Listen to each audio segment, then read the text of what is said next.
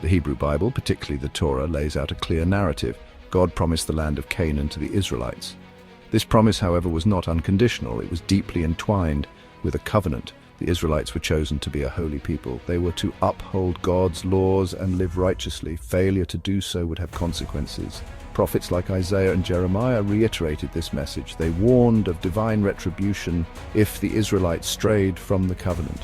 This conditional promise forms the bedrock of Jewish understanding of their relationship with the land. It is a relationship bound by duty and obedience. The concept of the Promised Land became central to Jewish identity. It represented not just a physical territory, but a spiritual ideal. The land was a symbol of God's favor, a place of holiness and blessing. However, it was also a reminder of their responsibility to live up to the covenant. The biblical account of the conquest of Canaan and the subsequent history of the Israelites is complex. It is a story marked by both faithfulness and disobedience, periods of peace and prosperity interspersed with conflict and internal strife. The prophets often interpreted these tumultuous events through the lens of the covenant. Victories were seen as divine blessings for upholding the covenant, while defeats and hardships were understood as punishments for straying from God's path.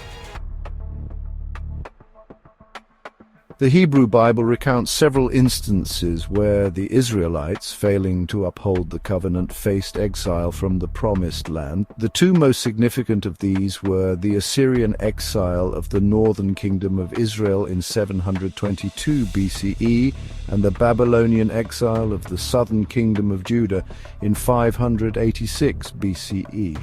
These events were traumatic, marking a turning point in Jewish history. They led to the destruction of the first temple in Jerusalem, the center of Jewish religious life, and scattered the Israelites far from their homeland.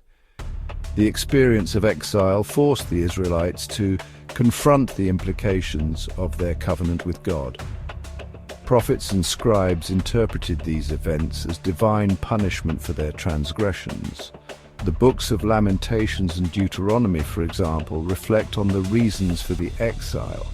They attribute it to idolatry, social injustice, and a failure to follow God's laws. The exile, however, was not seen merely as a period of punishment. It also became a time for introspection, repentance, and the reaffirmation of their faith. The Israelites, deprived of their land and temple, clung to their scriptures and traditions as a source of solace and identity. The Zionist movement emerged in the late 19th century against a backdrop of rising anti-Semitism in Europe. It was a response to centuries of persecution, culminating in pogroms and systematic discrimination.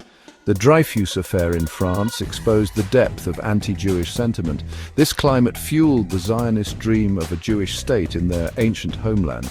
Theodor Herzl, a Jewish journalist, is considered the father of modern Zionism.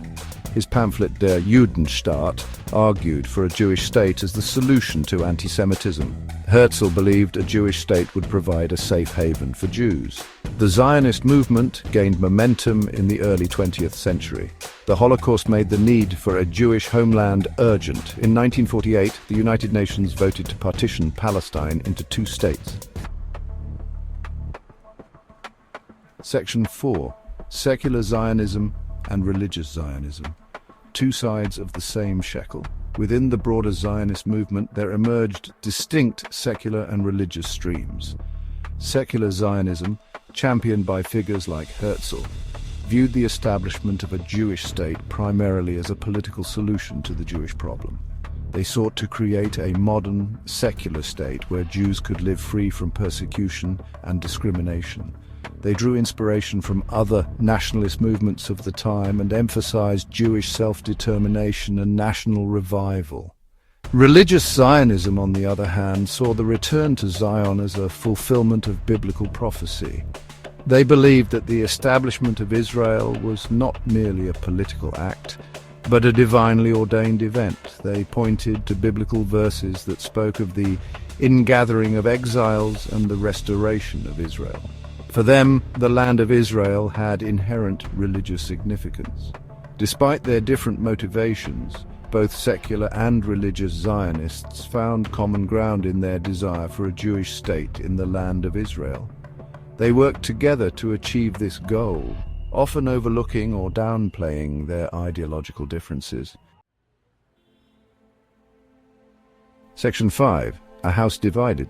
Jewish opposition to Zionism. While Zionism gained widespread support among Jews worldwide, it was not without its critics. Within the Jewish community itself, there was significant opposition to the Zionist project, particularly from certain Orthodox Jewish groups. These groups, often referred to as Haredi or ultra-Orthodox Jews, viewed the establishment of a Jewish state before the coming of the Messiah as a transgression against God's will. They argued that God, not humans, would determine the time and manner of their return to Zion. They pointed to Jewish religious texts that forbade Jews from taking the land by force or rebelling against the nations. One of the most vocal opponents of Zionism was Rabbi Joel Teitelbaum, the Satmar Rebbe, a prominent leader of Haredi Judaism. He argued that the Holocaust was a divine punishment for the Zionist movement's secularism and its attempts to establish a Jewish state through human means. Section 6. The Palestinian question, a moral quagmire. The establishment of Israel in 1948 had profound consequences for the Palestinian Arabs who had been living in the land for centuries. The 1948 Arab-Israeli War resulted in the displacement of hundreds of thousands of Palestinians, creating a refugee crisis that continues to this day. The ongoing Israeli-Palestinian conflict, with its cycles of violence and mistrust, has become one of the most intractable conflicts of our time. The conflict has raised complex moral and ethical questions about the rights of both Israelis and Palestinians to the land. Critics of Israel's policies towards the Palestinians argue that they amount to apartheid or ethnic cleansing.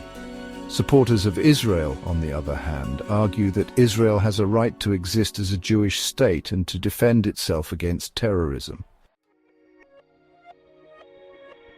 Section 7. Conclusion between prophecy and politics. The Zionist claims to the Holy Land are complex and multifaceted, deeply rooted in biblical interpretations, historical experiences, and modern political realities. The question of whether these claims are justified remains a subject of intense debate and controversy. For some, the establishment of Israel represents a miraculous return to their ancestral homeland, a fulfillment of divine promises made millennia ago. For others, it is a tragic example of the dangers of nationalism and the human cost of unresolved historical grievances. The Israeli-Palestinian conflict at its core is a clash between two peoples with competing narratives and claims to the same land. Finding a just and lasting solution to this conflict requires acknowledging the historical injustices faced by both sides, respecting the human rights of all people involved, and engaging in meaningful dialogue and reconciliation. The story of the Holy Land is a stark reminder of the power of belief to shape history.